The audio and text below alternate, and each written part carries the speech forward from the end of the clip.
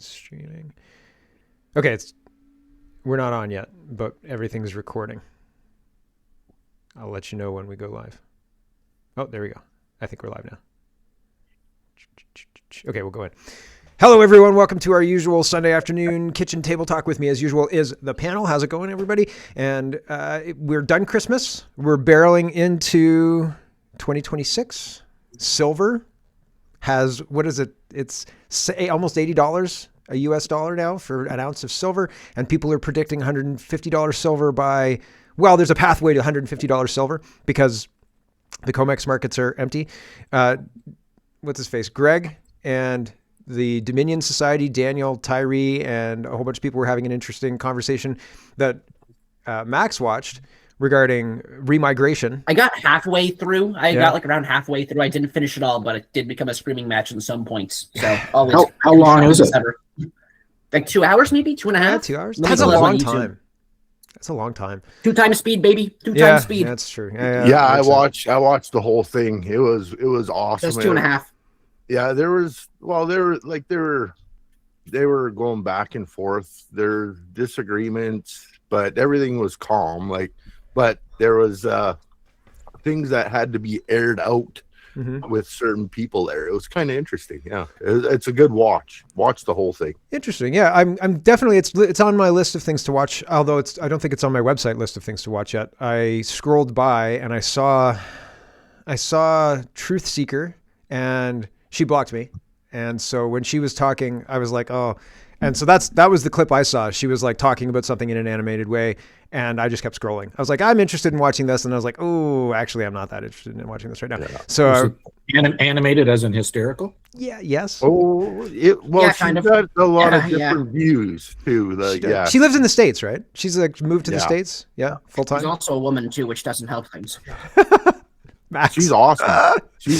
I hear she's good. The way it is, man. She says it the way it is. Sure, yeah, but yes and no. But at the same time, and I mean, I don't mean to I'm not trying to rag on people because she's not here to defend herself. So I mean, maybe it's me. It's probably me. But I tried to engage in a conversation with her, and she went down a couple of different rabbit holes that I hadn't mentioned. And instead of engaging with what I was talking about, she went off in a different direction. And then I pushed back on the direction that she went down, and then she blocked me. And then she blocked me by quote tweeting me and saying like, you're an idiot, blah, blah, blah. And then like something else talking about me being an idiot. And then I couldn't respond to her. And I was like, it sounds like it was you. Yes, that's people block you. Like, why? Yeah, you're having a conversation. It gets nowhere constructively. I don't know. Agree. I don't have time for it. What I found weird about the debate is that whenever somebody brought up legitimate critiques of like Israel and how their lobbies are involved in major governments around the world, it was like just like clear deflection away from that, when that's clearly an issue. If we look at the States, where like both the left and the right team are getting massive funding from like groups like AIPAC, and where they have tons of power in these parties, and if that's happening in the States, that's obviously happening here and many other countries. But if somebody brings it up, you are an anti-Semite, and that's an issue. Yeah. That's why I know we talked about it a bit in the green room, but like Nick Fuentes has been going hard against JD Vance because he has ties to like Peter Thiel and the Palantir surveillance like apparatus, which is also funny that like that the like surveillance company is named Palantir. If anybody knows where like the word Palantir comes from, it's very funny, which I can tell you all about it if you're interested. Please, it comes from Lord of the Rings. It comes it's Lord of the Rings. And what it was is they're supposed to like. They wanted information about the Domain Society, but it was getting off a topic here and there. Yeah, it wasn't, and that's what they were supposed to go through is their 10 points of the Domain Society. They started 5 months ago, and Greg, I guess he's part of that now.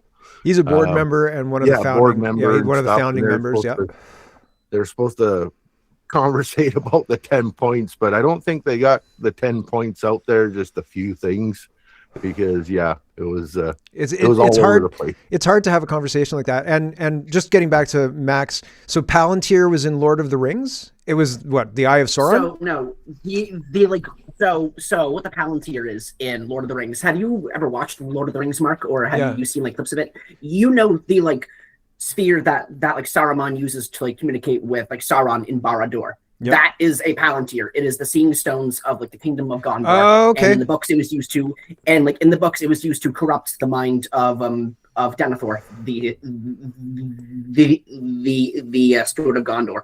So it's like naming, oh yeah, I'm a good guy, and I'm naming my like country Mordor. That's a great start, guys. Interesting. The other, I'm not trusting a surveillance company with that name. Yeah, for real. It's a good point. The other thing that the Palantir stuff makes me think about, and all of the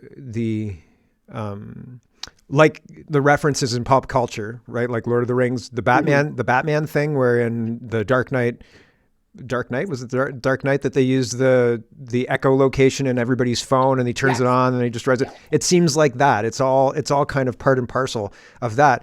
But I want to get back to you were saying that Nick Fuentes goes after JD Vance because of his connections to Palantir, and I agree with all of that.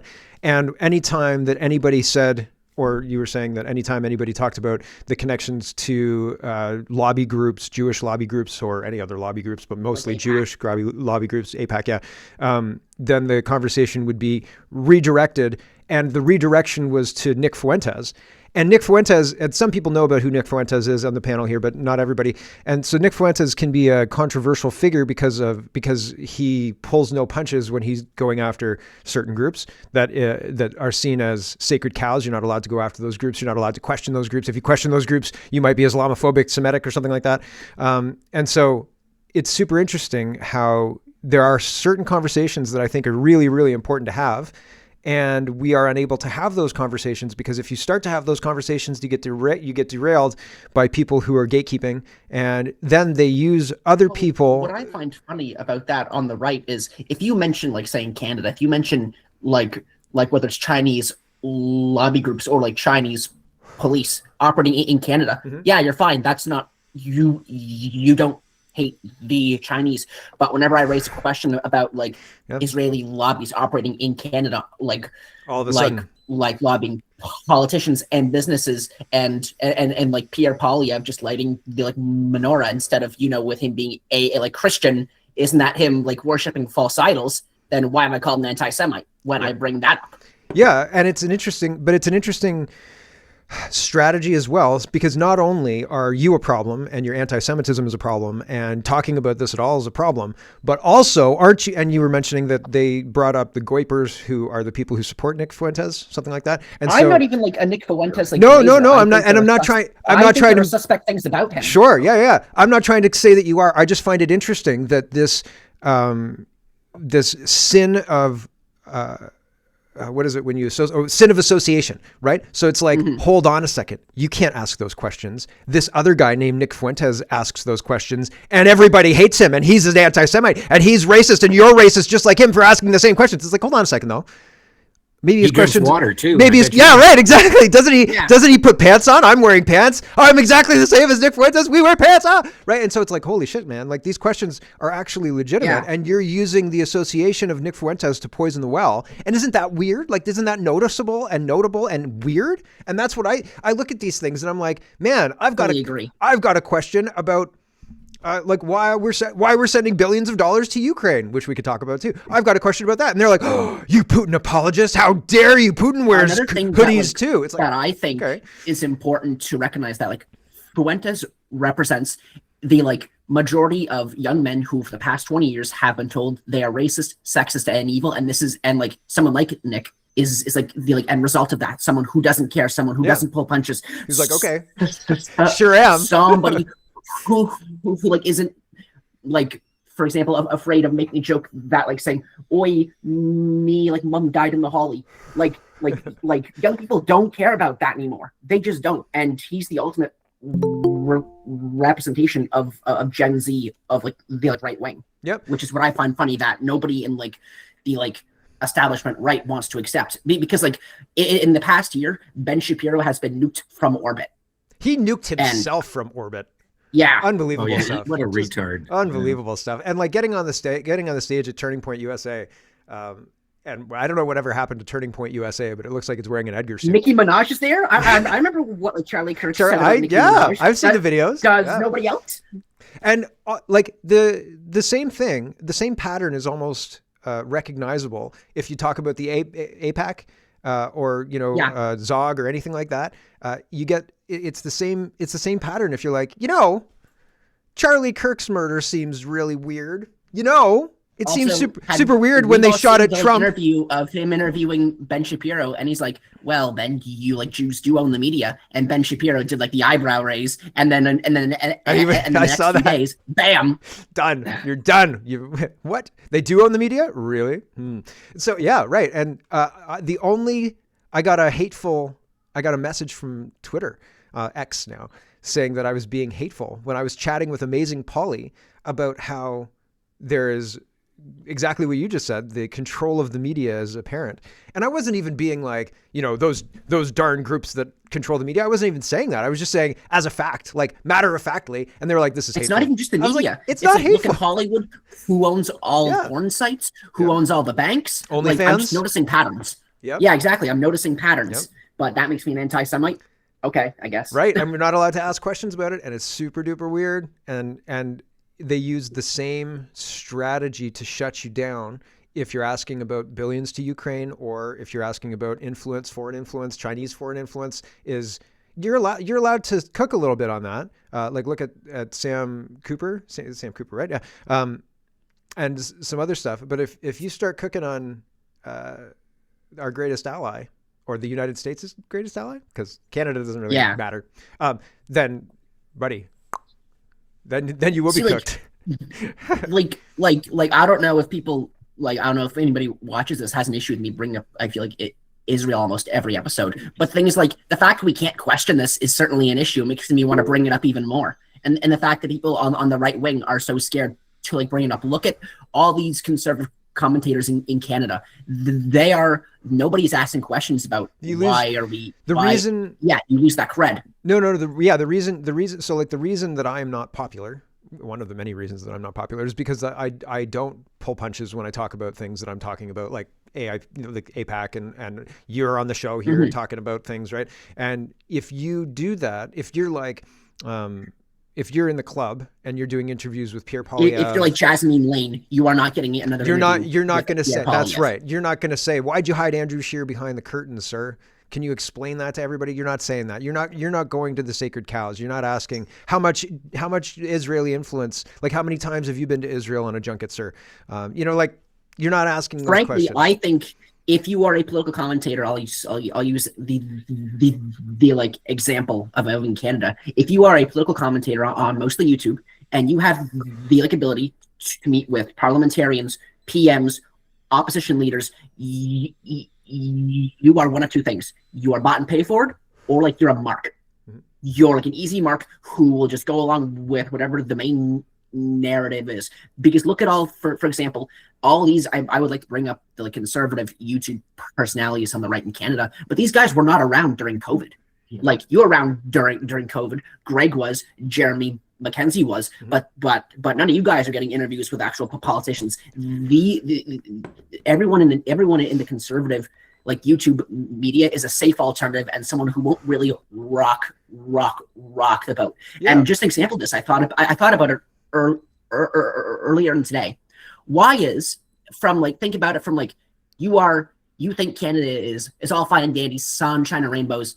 It's more acceptable for somebody on the right to be an Alberta separatist than they are to be a supporter of the PPC. Why is that? Does nobody else find that a little funny? From like if you're a conservative, like someone who backs the like CPC, if you're an Alberta separatist, they have no problem with you. But if you're a member of like the PPC or like Maxime Bernier and realize that Maxime Bernier has been ahead of the curve on a lot of issues, why are you the problem? Which is something that I find funny, which nobody wants to bring up as well. Yep. Well, it's all about censorship. The censorship machine has neutered the People's Party, and so that's why the People's Party get attacked. It's the same MO as I think I was talking about it on my show today. Like if you have a Trump-like figure, they will attack you and take you down, and make it seem like your position is not viable, and in that way they'll demoralize your supporters, or they'll just make you shoot yourself in the foot, like say Dallas Brody. or they'll just do that. I think Dallas Brody shot herself in the. She hired Wyatt. Yeah, right. Yeah, she came out as a Zionist. That's what I mean. Like, or she'll just let them like destroy themselves. Why make a move when like your enemy is doing everything wrong? Yeah. Like, it's that kind of thing. I agree. It's hard to chart a course out of where we are, because all of the courses out of where we are require conversations about the things we're talking about with people who can make changes, and they don't want to make changes because they don't work for us, right? Like, so we have to go through this gate, and this gate is, we have to talk about AIPCA, or the APAC, the influence of foreign governments, China, Israel, all of these other places. We have to discuss these things. But if we get close to that, we get smacked down the people who are spearheading it. And then you're called the woke right, which is complete bullshit term to prevent actual conversation from happening. Yes. Don't get me started about woke right. Woke right is designed in order to gatekeep. And so if you get close to those things, not only do you personally get your reputation destroyed, but everybody else gets a viable story to walk away from all of the things that you're pointing out. And you may have evidence for all the things you're pointing out, but the people who are following you will never see that evidence. And that's the censorship regime that they've built and they're rolling out already. And so, it's very insidious, and it keeps us locked in the wizard circle form. Like, we're unable to discuss these things, so we're unable to identify the problem, so we're unable to solve the problem, so we stay in that wizard circle of the problem forever. And they say, well, we tried this, we tried to solve this problem this way, and it didn't work, and that's obviously the fault of you guys are trying to do something that's impossible. And it's like, well, we used to be able to have an immigration program that people were supportive of and worked pretty well. And now we can't. And it's not because we don't know how, it's because bad policy is preventing us from actually doing it. But they'll say, oh, well, that policy before, when it worked, that was racist. And now we're not racist. And it's like, whoa. And a thing about that, we're seeing that exact playbook roll out in Alberta now. Just this week, yes. Jeff Rath and Keith Wilson were going back and forth on Twitter. And I think I don't know if it's true, but I think eventually you're going to see some separatist candidate propped up by the feds to make everyone look crazy. Yes. Yeah, we're already seeing it. And they're trying to make Jeffrey Rath look crazy. Because there's already a split coming in Danielle Smith's party. Yep. There's multiple splits coming off of every conservative in Alberta to because everyone wants to rule the world, whether intentionally or backed by some other power. Yeah. And we're already, this is why I don't think really Alberta separatism is going to amount to anything, because there'll just be infighting, and people will, and because I think if anyone should lead the movement, it should be Jeff Rath, because he's actually done the most to convince normies. Yeah, I think so too. But I don't know if that's really going to matter. 6 weeks. No, I don't think there's infighting. It's not infighting. It's just Alberta's going to separate. The question's going to happen. Oh, it is. It's already on January 2nd. They can start getting the signatures. Yeah. So they can get the signatures.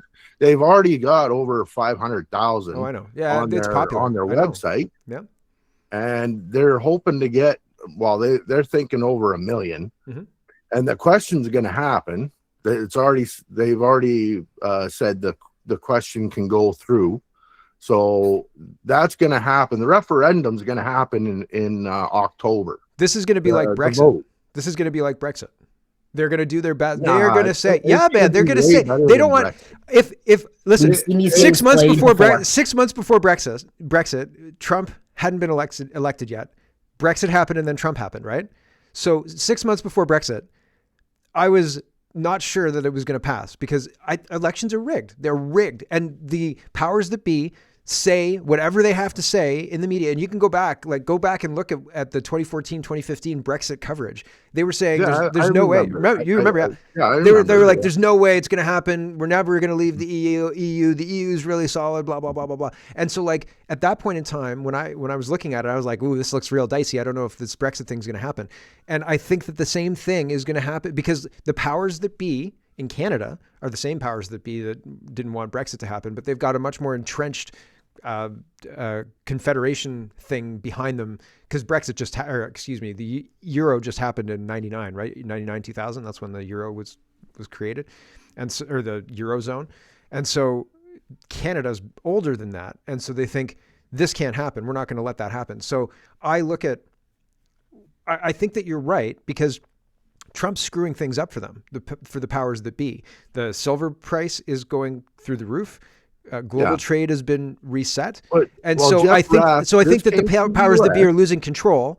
And so now I'm saying that this maybe this Alberta thing might happen, but they're going to do everything they can to prevent it. I hope that Alberta is able to separate and self-govern. That's what I want. But as a pundit, I'm just looking at it from the U.S. a couple of weeks ago. If it does happen, Danielle Smith might just kiss the wall. He already made a deal saying that yes, the U.S. wants a pipeline down there. Yep. Plus, the U.S. is going to get they offered to give $500 billion loan if Alberta separates. So then we have money at the table, and so everything's going forward. The signatures are going forward.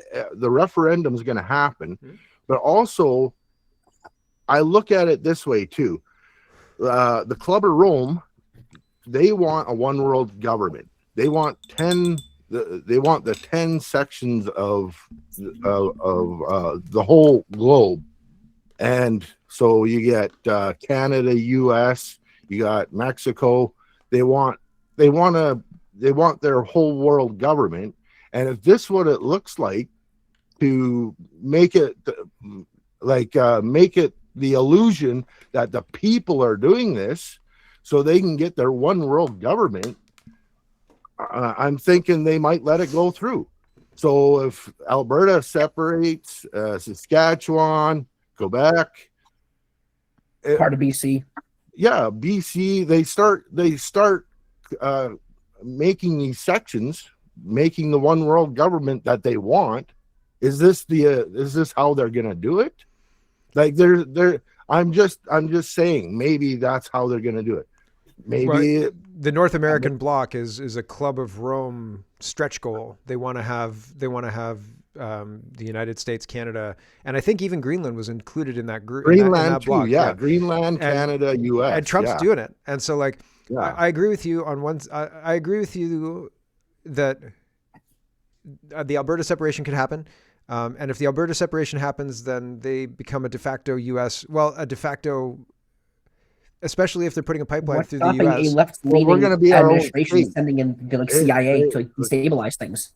We're going to be our own country, our own territory. No, well, I know for a period of time. Yeah, for a period of time. I'm just trying to. I'm trying to suss out like what's the long term, because like if Alberta goes and is in an independent state, let's say, and takes a $500 billion loan from the United States and puts a pipeline into the United States, I would argue that is that's commitment. You know, like you buy a house with a girl. You're not married to the girl, but you've committed to this girl. You got bought a house with the girl, not just for a pipeline. No, I know. I'm just saying. I'm saying there's a commitment. There's like I'm going to scratch your back, and you're going to be a 51st state eventually. And then when Alberta separates, they're gonna notice us. They're gonna say yes, they are their own state. They're their own place. Yeah, I've heard that. Here's a $500 billion loan. Predatory. So you can start getting things organized. Yeah. And we might use US dollars. Who knows? That'd be crazy. Haven't we lived through a couple of these Quebec referendums? They can't get it passed. Alberta's going to get 49.5% or 49.9%. They're not going to get their 51.1%. We've already had an example. It's not the vote that counts. It's who counts the votes. Referendum. Yeah. Alberta's had a referendum on transfer payments. When that retard freaking Kenny was in, we had a referendum, and 67% of the people voted. Nothing ever happens. To pay the transfer payments. So we're using that as an example of, hey, I think we got the vote. Maybe. Okay. Steve has had his hand up for a while. We got to move on. Thanks, Ryan, and thanks, Max. Steve. Sorry for getting that going, boys. No, it's all good. It's a good conversation. No, it's all good, Max. Your input's always great. I bring it down to a municipal level of attack. You know how, Mark, you say municipal, provincial, federal, and you look at all these little, like MPs that get attacked and pushed out and shut down. Well, it's even in the construction industry. Guys show up and we're building like all these new condos and new Canadians, and I don't see a white person there. All of a sudden, all these construction guys building a new condo complex that I'm a part of, we all get tickets all of a sudden because these municipal goofs and these people have decided that that's kind of nice, noisy next to my house. And I'm thinking, your house is totally subsidized by our government, and we're building more condos right next to you, and you knew that. And now all the workers get parking tickets. Hmm. You Cool. know what I mean? Like, it's just sort of, it's this weird attack, and you're thinking, do you see how I'm correlating the two? Like, your municipality lets that go on. We're building homes for you. How We come were- we're being punished and ticketed, right? Yeah. Like, it's, there's no signs up or anything. There's transports and concrete trucks, and well, we signed on for that. I'm pretty sure we paid for that lease space and everything. Yeah. But no, it's all these new Canadians that are complaining, and now all of a sudden the people building these homes are getting tickets. Yeah. Do you see how the trickle down is just insulting? Does that make sense? Yeah. I'm trying to tie it in. Yeah. It's like a microcosm, but you see it, and it's irritating and nasty. Yep. It's bad pool, man. We were at a baseball tournament with kids. My nephew were playing in the tournament, and we parked in an area that looked like you could park. There was all sorts of people parked there, and by the end of the game that we were there to watch, everybody had $45 tickets, and I was like, and it's just like this. Oh, welcome to the community. We're gonna slap you down. We're gonna make all this money off of this tournament, and it's like you're preying on people, and you're not. Let's go. Yeah, it's dirty pool, right? It It's not- sickens us. It sickens us, man. We're It's out not there cool. working all day, -20, and these Yeah, people right? have their brand new cars, and not one of them. It's all subsidized, and you're thinking, man, we build this shit for you, Yep. and you give us tickets. Holy. Yeah, for real. Thanks, Steve. MC, you're muted. You're muted. Muted. All good. Boom. Sorry, wrong thing. Just to clarify something for me. The U.S. is going to give us a $500 million or $1 billion loan if we separate. That's 500 billion. B. 500 million doesn't go anywhere, man. Yeah. If you Okay. you can't even buy groceries with that now. The people that have been selling this Alberta independence idea, selling it mostly on the basis, which makes sense, of how rich we're going to be when we don't get bled dry by Ottawa. And the first thing these people want to do is go get us $500 billion in national debt. I can't think of a freaking stupider, like Canada's national debt about 8 years ago was about $560 billion or something like that. Like, I can't think of a stupider idea than taking a $500 billion. Well, we don't loan. have to take it. It's just that we have leverage. So when we do separate, we can go to the provinces and say, okay, we'll do business with you. And then and we can do business with you. This is what it's going to cost for our product going out to your provinces. I don't. We don't have so to take all it. of the. We have enough. That's what oil and Yeah. everything like that. We don't need the 500 billion, but we have that leverage going to the provinces, going to making business transactions with whoever. So if we don't need it and we don't have to take it, why mention it? What is the point? Like, is it just to rope in the idiots so that idiots will support the idea and then like, hey, wait a minute, where's the big fat debt you were going to enslave us with? We're serious, man. We're serious about doing this. No, I just don't understand. Like, I want to paraphrase what MC is saying. Basically, everything I read up till now is that Alberta will be solvent and able to deal with its own financial commitments without any not kind need of debt. and without any kind of external. So I don't understand. Alberta has leverage. The leverage is we've got all this oil, we've got all this, like, we're rich. And But so, that's like, just another, like, it's another arrow. You have another. You have more. to me You it have seemed it to me more. it You seems have- like You're having the U.S. say they're going to approve Alberta. Well, they're approving that. Yeah, oh we're yeah gonna we identify that Alberta is its own now. All the U.S. has to do is recognize Alberta as an independent state. It doesn't have to give it $500 billion. I like MC, the money makes me wonder what else is happening. But you have more, it's better. Is it better? Right? Yeah. If you have a business and then somebody comes in and says, I'm going to give you $500 billion, and you're like, okay. And then the guy said, and then you're like, I'm going to do this with my business. And the guy who just gave you $500 billion says no. Not give, loan. Loan. Yes. Loan. Right. Mhm. It's not $500 billion.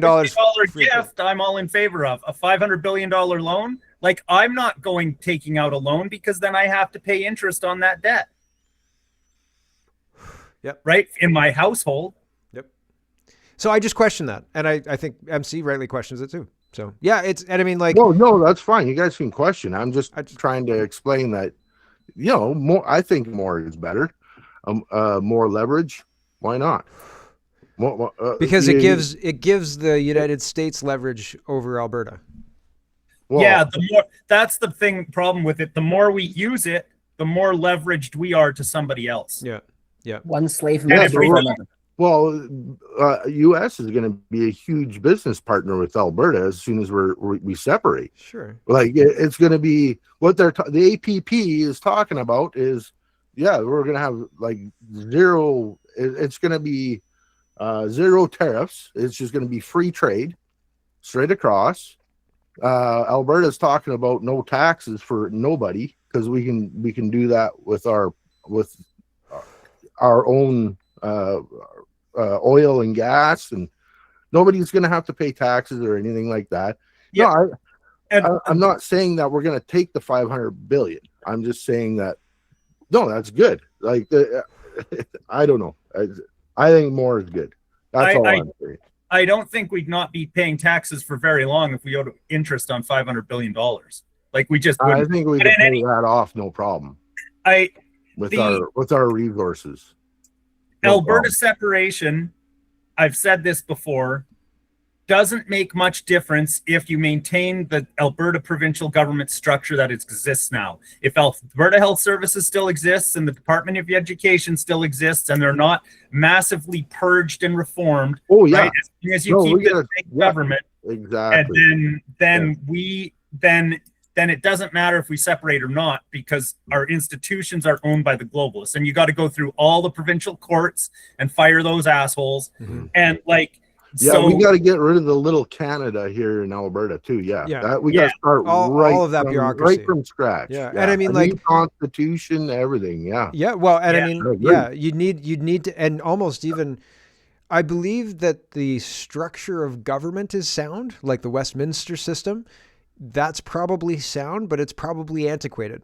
But you could use it if you removed absolutely everybody involved now. And I'm talking like everybody, like all the way down to pages, all the bureaucrats, everybody involved now, and replace them with people. You might be able to salvage the system. But I think it would probably be better if Alberta does become independent to take another system that is good and has less corruption or has built-in like protections on the corruption, because the amount of corruption, I mean, changing gears a little bit, and Max, I know you've got your hand up, but the corruption kind of layers in, so I don't think I'm changing gears that much. The Minnesota, It's fine. So what you're saying is you need to build back better. yeah, right. But the Minnesota fraud, I think, is what's happening everywhere. And I think in Canada, I've talked about it before, that it's much more taxpayer directly. The taxpayers are funding special interests directly. Whereas in Minnesota, you've got people who are starting businesses and Somali people mostly who are taking advantage of this. So it's a different structure. Like the people in Minnesota are committing fraud against the system. They're not in the system. Whereas in Canada, the fraud is in the system and it's directly paying off anybody who understands how to get that payoff. Yeah. Right? Just a statement, and I'll get off here. Right. The APP, they're doing their own constitution. If you look at, if you ever looked at Brad Parody, if you know him, go check out his website. He wrote an awesome constitution, and I think Bruce Party? Bruce Party? Yeah, Bruce Party. Okay, yeah, Bruce Party. yeah. Yeah, his what he's written is just it's a really good idea, and I think we're gonna be using some of his ideas. Yeah, it's the APP they want to scrap everything. Yeah, they want to. Well, that's the even only way to do it. If you don't scrap everything, then you're going to have globalist people with influence. It's going to be the pushing same system. everything. Yeah, it'll be everything back the way it is now. Yeah, which doesn't work, and like it clearly doesn't work. And how much will the Canadian public accept, like, of this broken system that we're being forced to use, even though we didn't vote for it? And Carney's, going off and spending $2.5 billion in Ukraine, didn't vote for that, can't do anything about it. As long as they still believe they're going to get their free stuff, then they'll accept a lot, right? It's not you free. need probably 30 more people to die in emergency rooms without getting any attention in Edmonton before anyone does say, wait a minute, things are not great. Like, and it's the problem we have now definitely is excessive centralization. A lot, like, the province is allowed to micromanage way too many things. Mm-hmm. True. That should be local. Yep. But we're at a situation where even the local bureaucracies, as we've they're discussed, more corrupt. Who they're are worse. you kidding, Yeah. man? They're worse. They're worse. Yep. Yeah. Well, and when you were talking before about bringing forward some figurehead to sabotage the Alberta independence movement and stuff like that, it made me think, what would something like that pay? And then I could do what that. what do all these fake right influencers actually get? Like, do they only get their monetization from YouTube, or is someone else like? People are cheap, man. They get accolades like, "Oh, you're so pretty and you're so good at what you do." It's like everyone has a price in media. Let's be real. Mm-hmm. Yep, it's called a thirst trap, I think. Can I have a quarter? I mean, Jasmine Lee, I'll take off the all hat. the simps. My gosh, thanks, MC Max. The goal, gotta reach the goal. Yeah, right. I actually want to shift gears and talk about something that I haven't seen, like really anybody in the right wing space talk about, and it's something that happens here in Nova Scotia almost like clockwork. And I don't know if Noel's here and wants to speak about it with me, but just on December 9th, just a few weeks ago, a little before Christmas, we saw it's the start of the seasonal like attack on all the lobster fisheries. So I don't know if anybody has seen that or looked into it, or if Noel's here and wants to like talk a little more about it, because frankly, I'm not as educated as I should be on it, just because it's a big rabbit hole to go down. But that's always happening and nobody talks about that. So I don't know if I'm trying to put you on the spot, Noel, but it's definitely interesting that not a lot of people know about. No, I don't know anything about it. Like first off, I think in their Christmas season we've lost at least one lobster pound due to fire. But it's sort of a seasonal thing because of the issues between the commercial fishermen and the native fishermen. It's almost like a holiday tradition that, lobster pounds get burnt, boats get burnt. There's a whole thing down here. It's out west too. It's out west too with the crab traps. They all go missing around Christmas time. What's going on? It's lobster fishery mobsterism, and but in the same sense with that, what they also do is they try to demonize the whole industry, where 99% of it is upboard and legal. But in the last I don't know 2 weeks, 3 weeks, they've really talked about this area that's southwest Max and I, and is it Chinese? Is it Chinese influence with all their fleet motel ocean raping shit? Hold on. To add more context to this, China's foreign policy is being backed up by commercial fishermen from China who are putting pressure on, is it the Philippines? Philippines, yeah. So they send all their commercial fishermen in there, and it's like an intimidation thing. So like plausible. So basically, out here, the natives will sell to the Chinese, because the Chinese, well, they're indiscriminate. They don't care where they buy it from, and it's on an airplane and it's off to China within 24 hours, right? Yeah. So yes, there's a huge influence from the Chinese market that feeds into the black market of the southwestern shore, Nova Scotia lobster maffery. And CBC has been talking about it a little bit lately because, you know, They don't go in the weeds about it as much as they should. well, the problem is you can only put so many bullets in so many people's houses and not kill people before people are going to start to complain. But Right. the Chinese smuggling of arms and everything, and the help through the Mexican cartels through the native reserves in Canada, it just is just Halifax. unreal. It's unreal. Halifax is the port of corruption, and please understand that. Why do you think Carney met Zelensky in Halifax? Because, like, Yeah, I what heard- were I they heard that. bringing in? Zelensky needed The a docks. cocaine shipment to There go are back. 3 major ports just Pardon in my like language. Halifax alone. But like Halifax alone is one of the worst ports. And I know everybody talks about the port of Vancouver and the port of Montreal. Okay, yeah, sure.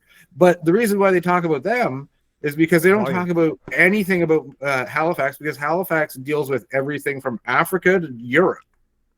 Okay, Port of Vancouver, they deal with all the China stuff. Okay, it's look what's happening over here while this hand plays this. One thing nobody wants to point out, especially on like the right, is that one of Halifax's major ports, like in downtown, it's the one near like the beginning of the harbor when you first come in. Like a good chunk of that was bought up by China, and nobody wants to bring that up.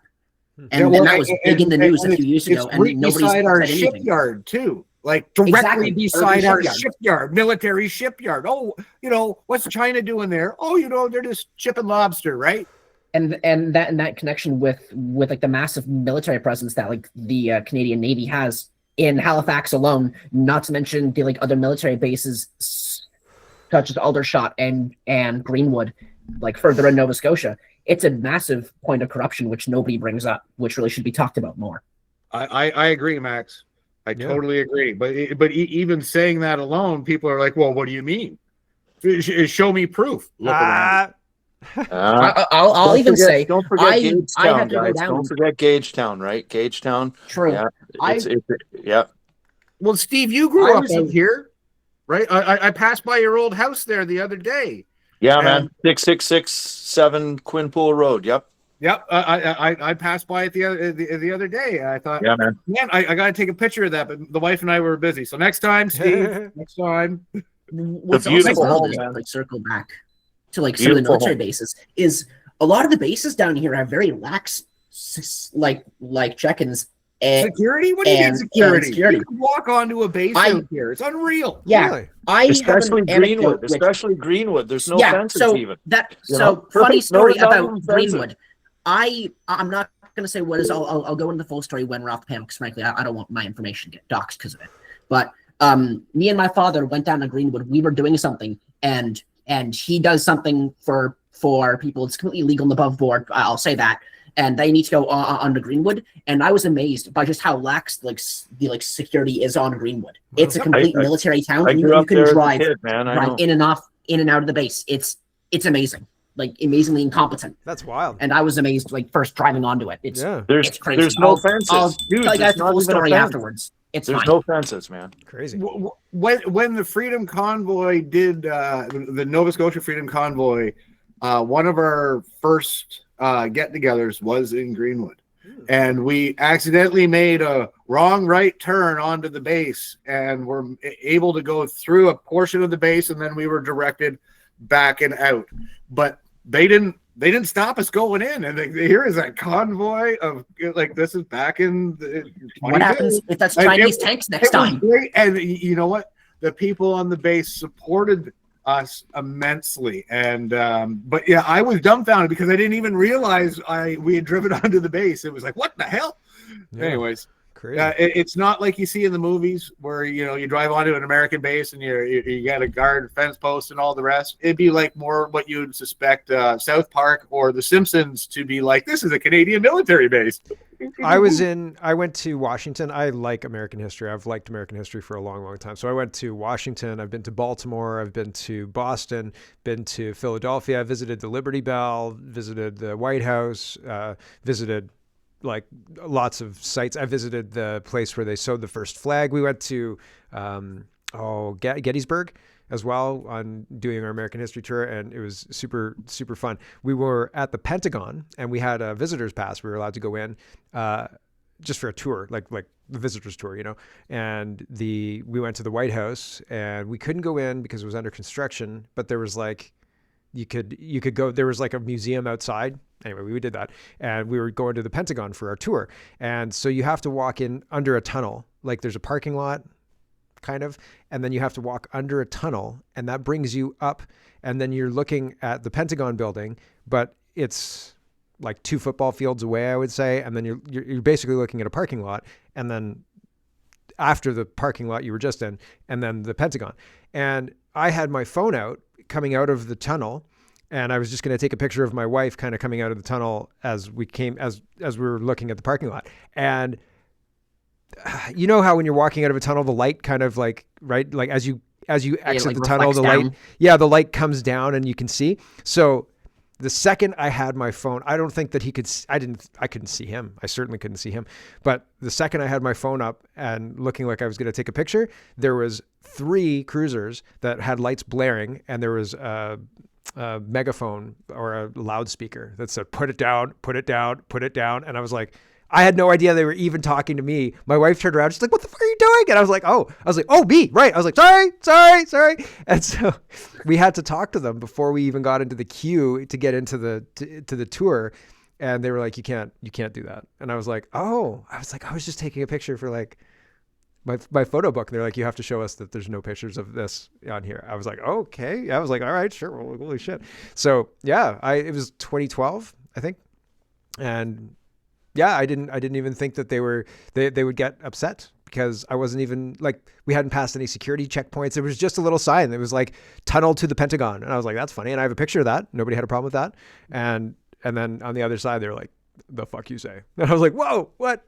I honestly thought that like they were coming over to us. I was like, maybe we should turn around. Maybe we should just leave. We're not going to the Pentagon. Cause I thought they were going to arrest us, but they did not. But they came over and they were like very aggressive, and they were like, "Show me your phone." I was like, I'm going to listen to this person. You seem very authoritative, sir.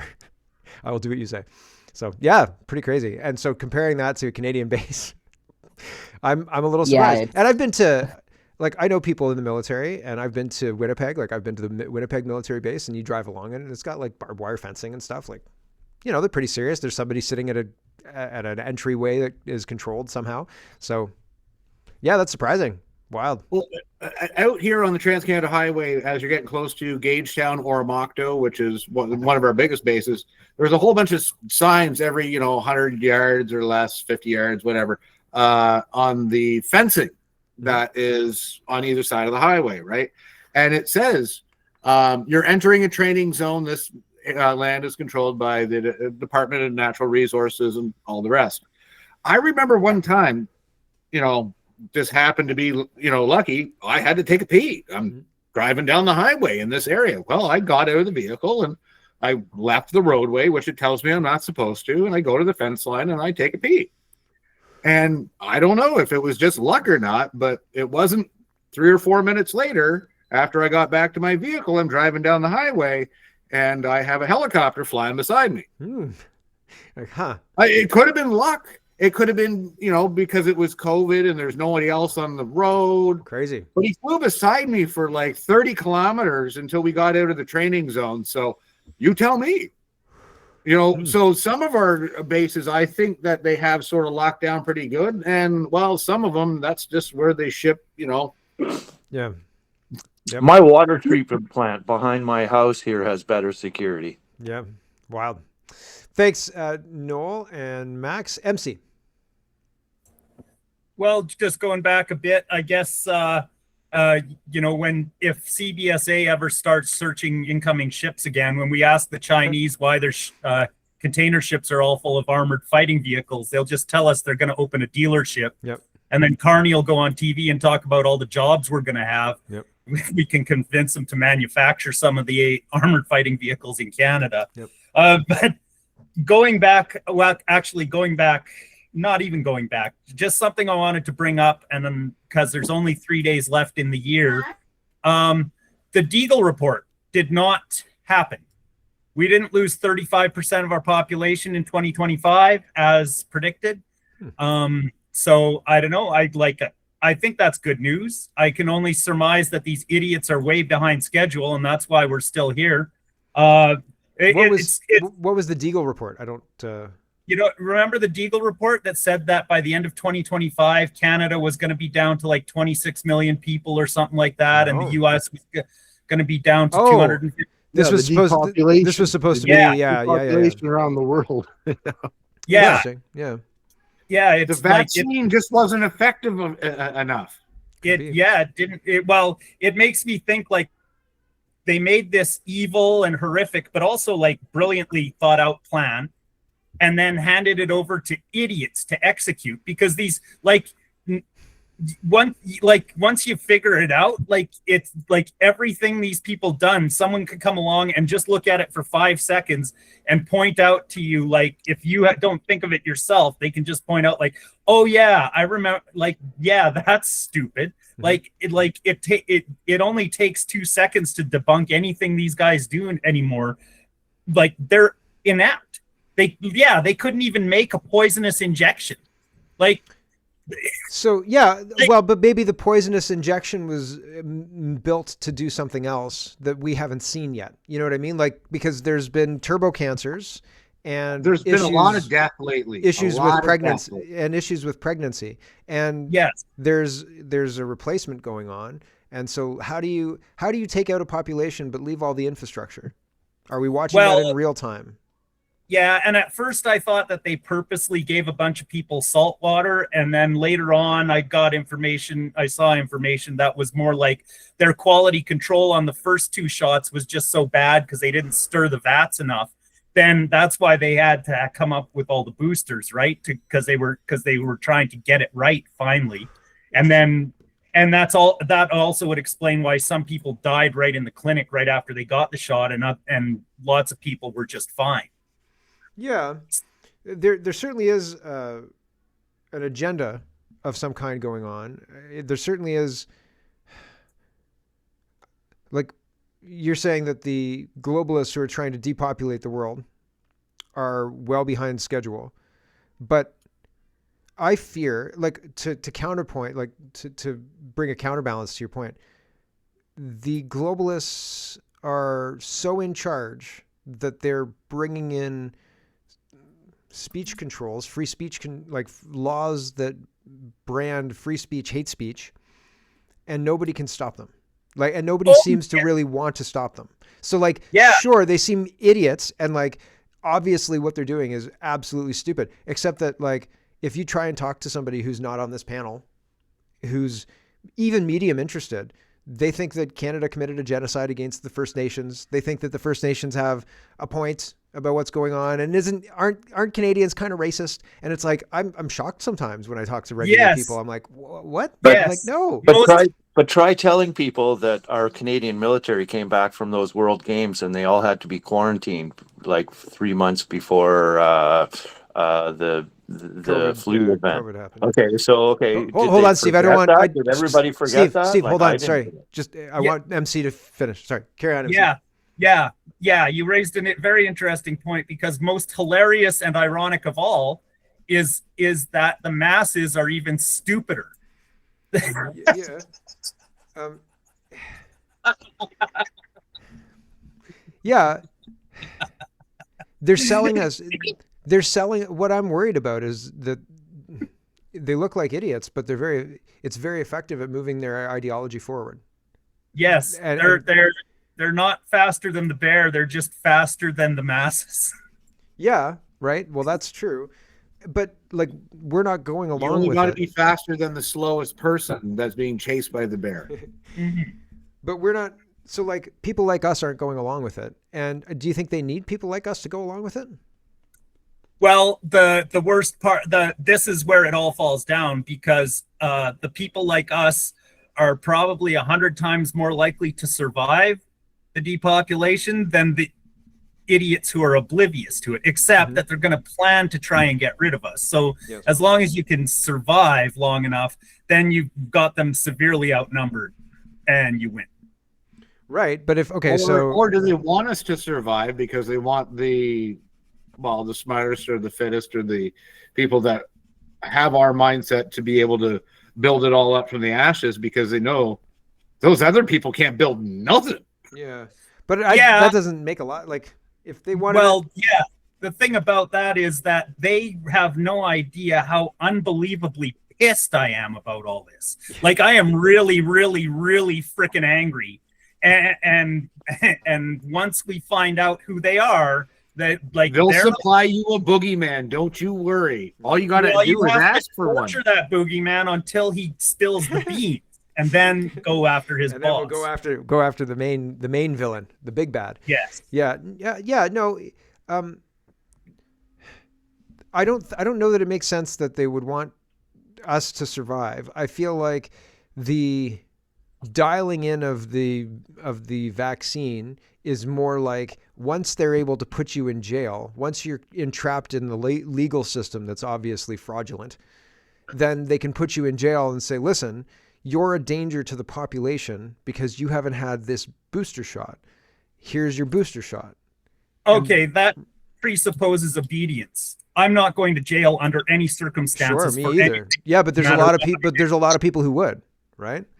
Yeah, well, those they're people gonna make a situation where they're gonna say you have to go to war against Russia to save our democracy, Slava Ukraine, and then if you don't go to war, they're gonna say that's illegal. You have to go to jail, and people will say yes, that's right. You have to go to jail.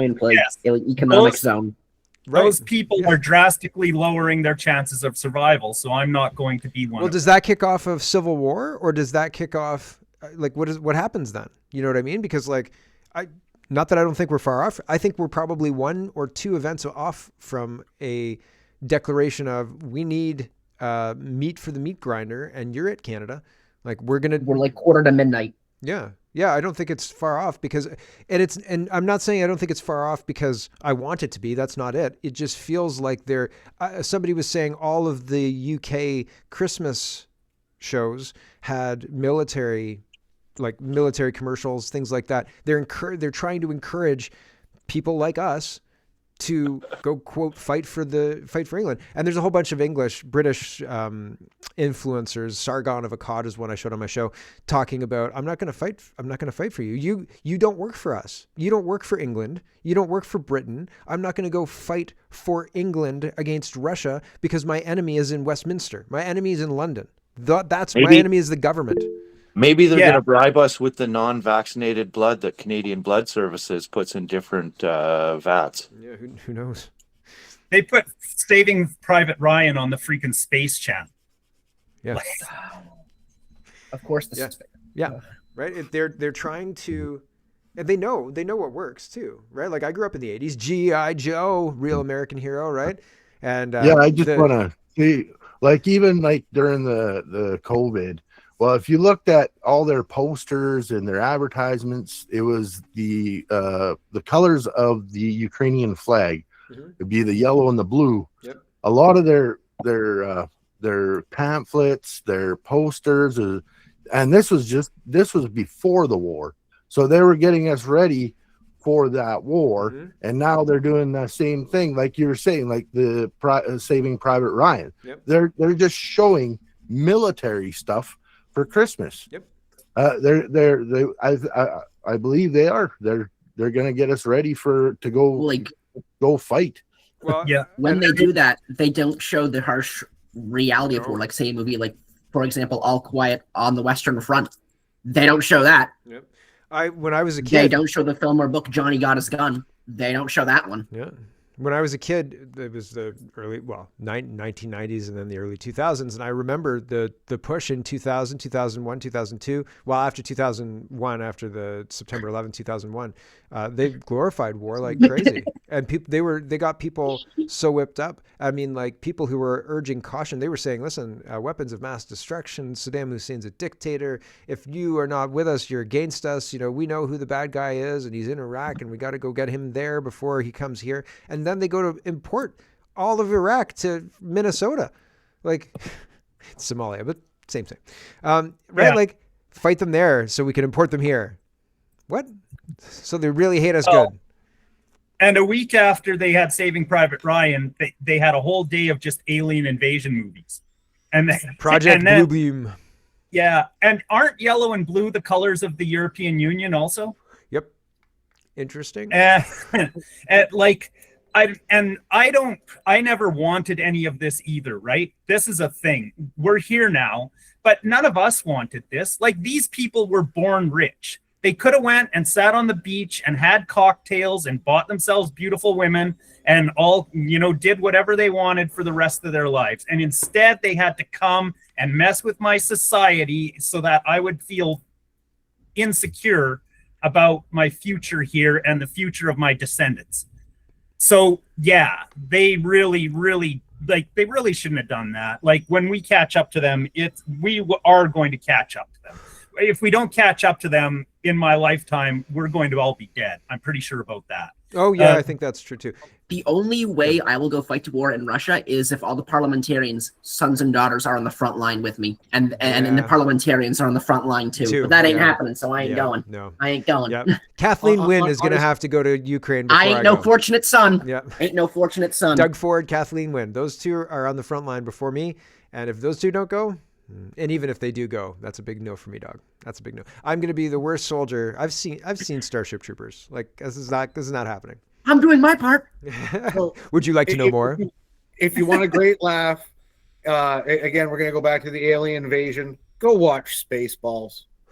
Spaceballs is go revisit Spaceballs, and if you really, really, really need a good laugh, find somebody that has some of those electric mushrooms and have a Spaceball watch. Holy son of a bee! The sides will split. They have a Jewish princess. When I was younger, so I worked in children's mental health, and when I was a kid, we watched. I think Dirty Dancing came out in 1987. In 1987, I was 7 years old, I think. And I'm pretty sure by 1988, Dirty Dancing was a movie that you could rent. And like, we watched it, and we watched Spaceballs. We watched all the movies. I watched Terminator 2 in 1992. I was 11 years old or 12 years old. I was like, I'm too young for this, but it was still great. We watched, what else did we watch? All sorts of crazy movies. And Predator, probably. Commando. Predator. Yes. My older brother got Predator. Yes. We watched it in the basement. And then Madonna's Body of Evidence. Oh yeah. I watched that at a friend's house. And I was like, this is salacious. And so when I got older, when I started working in children's mental health, I worked weekends, and part of the weekend was like, you're going to go to Blockbuster and you're going to rent a movie. So we're walking through, we wanted to rent one of the big ones, and it wasn't there. You know what I mean? Like Teenage Mutant Ninja Turtles 3, and there was like 40 copies and all of them were rented already. And we were like, oh, well, it's Friday night. What do you expect? Let's choose something else. Somebody comes up with Spaceballs, and I was like, oh yeah, that's a great movie. I remember this from my childhood when I watched this. No problems. It's just like Star Wars. It's fine. And then Spaceballs is very racy, and like there's a whole scene where the last name of one of the pilots is Asshole, and he's like, who's last name? Yeah, I'm surrounded by assholes, and I'm sitting there dying. I'm like, oh my gosh, like these kids are like 9, right? Suck to blow. Yeah. So funny. It's so funny. And so like we watched Spaceballs, and in true like that era standard, if there was something uncomfortable on the television screen, like if you're sitting there with your parents and there's a sex scene, everybody just sits there uncomfortably and watches it. Like, you're not going to fast forward this through. You're just like, silence. Oh God. Oh, this is going on a long time. Oh, okay. Check the watch. And back then you didn't have phones. You couldn't do something like that. It was like, you couldn't do anything. You're like, oh man, this is. Are we going to do kitchen table talk movie night? Watch Spaceballs? We should. That might be fun. Watch Pretty Woman, right? It's like, we're going to fast forward. Yeah. Hot Fuzz. Stucky. The Hot Fuzz razor. I think I should show my kids Hot Fuzz, just so, like, listen, yes, the most boring reason is probably the reason, right? Occam's razor. But also the Hot Fuzz razor is, yes, there's a conspiracy and they definitely are trying to kill you. So behave accordingly. It's not a movie, but like another good show would be like early House of Cards. Yeah, House of Cards was good. Come on, you got to get up there with one. Like Revenge it's of the good Nerds. because Kevin Spacey is an actual bad guy, and he knows how to play a bad guy. He's a bad guy. Yeah, that's true. I liked season 2. Science. I liked season 2 of that was in the 80s. No, too. I remember that one. She was cute. But I liked the second season of Game of Thrones because Tyrion played other people well, and it was a subtle story, but it was a powerful story of how Tyrion was taking control kind of in a underhanded way, and I enjoyed it immensely, and I thought it was well done. So that kind of stuff. Anyway, I'll tell you what, for like the first kitchen table talk movie night, I'll make everyone here watch the like Lord of the Rings extended editions. How about that? I went to a movie theater to watch The King Returns, and the end of the movie is like 15 minutes of like it gives Pippin's wrap up, and then it goes dark, Yeah, and then it comes back, and it's long. like by the fourth one, everybody was groaning. Everybody was like, "Oh my gosh!" Best trilogy of all time. People were leaving. Best trilogy of all time. What's that Billy Bob Thornton where he's the lawnmower fix-it guy? That one was. Oh, Sling Blade. Yeah. Awesome movie. I want some later.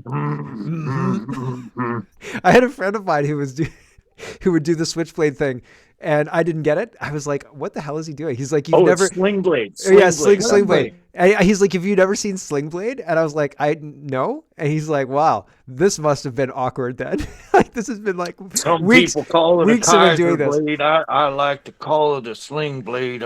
After I hit somebody over the head with it. Mm-hmm. I used After to La- work with a guy that looked and acted just like him. Oh gosh, And we're like, this guy is going to kill somebody or a lot of people one day. I hope not. So far, he hasn't. He's all But, good. you know, All right, that's good. there's still time. I have a whole new respect for Billy Bob Thornton after Landman. Landman's been really, really interesting. Good movie, or good show. And what's her face? Isn't it the guy who Ali like, also Larder? made like Yellowstone's working on that? I don't know. Ali Larder. That role was made for her. Like holy smoke! I can't even believe. Unbelievable. Okay, MC, and then I gotta call it because then it's after 2:00 because we're already done. MC, what's up? Well, I don't want to seem too negative all the time, but on kind of a contradictory note, the most frustrating movie in the world to watch is Blazing Saddles when it's edited for television. Oh my god. They were showing it about 6 or 7 years ago, and they blanked out the N-word and all the swear words, and like there's not much left. And you know what the guy was gonna say, and it's just a blank spot. You go like, what? Like it really, like it was good acting. It makes you notice how good the acting was when it was left in, because that word makes the sentence, right? It Ties it all together. My just friend's like name one- is Mongo. Okay, my friend's name is Mongo. If you want another made-for-TV it's cut, just like Fairy Tale look in at New Die York. Hard 2 or 3. It's Die Hard 2. TV cut. It's the one. It's the what's heavier, the lead in your ass or the shit in your brains is the real quote. Yeah. And they always the something in your brains is different all the time. And I always enjoyed like, what are they going to dub in this year? And I couldn't figure out why they wouldn't reuse the dubs. Like they'd make new dubs. I get it. Yeah, well, it's like there's those Alanis Morissette songs where they just blank out the word, right? And you don't really mind. Like you heard it once, okay, that's fine. That was enough, right? Yep. Whatever. Yep. But Blazing Saddles, man, it just sucks the life right out of it. True. It's so bad. It's just like the Pogues Fairy Tale in New York. There is one line in there that they always try to bleep out, but it makes the song. Yeah. Yep. That's a good song. You silly. Mhm. All right, with that, we've got to say goodbye. Thanks for joining us today, everybody, and hang out in the green room for a minute, everybody. I'll just stop the stream. Thanks for watching. We'll catch you, I think, probably next week, but who knows? Hopefully. Hopefully. All right, we'll see you next time.